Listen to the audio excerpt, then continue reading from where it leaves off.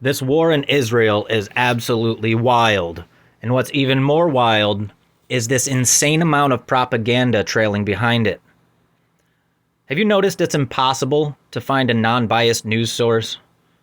Have you noticed that a lot of these articles, news publications, and videos being posted seem like sheer propaganda?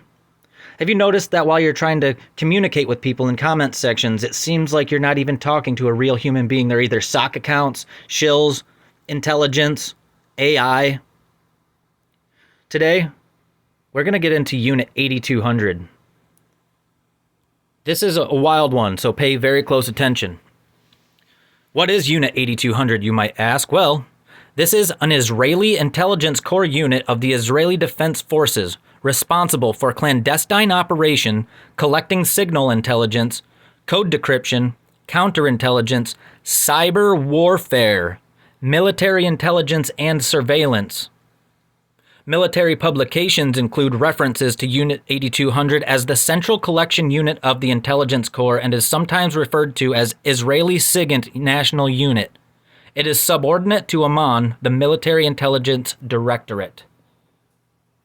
The unit is composed primarily of 18 to 21-year-olds. Let me repeat that. The unit is composed primarily of 18 to 21-year-olds.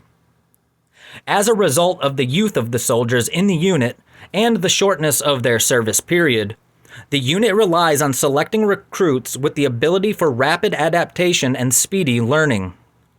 After-school programs for 16 to 18-year-olds teaching computer coding and hacking skills also serve as feeder programs for the unit. After-school programs for 16 to 18-year-olds teaching computer coding and hacking skills. Former Unit 8200 soldiers have, after completing their military service, gone on to founding and occupying top positions in many international IT companies in Silicon Valley.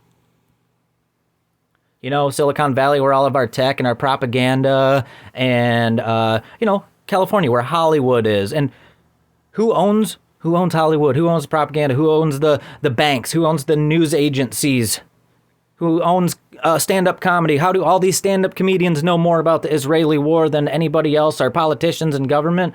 Well, the news is controlled, first of all, and 99.9% of all entertainers are of the blue star flag persuasion, folks.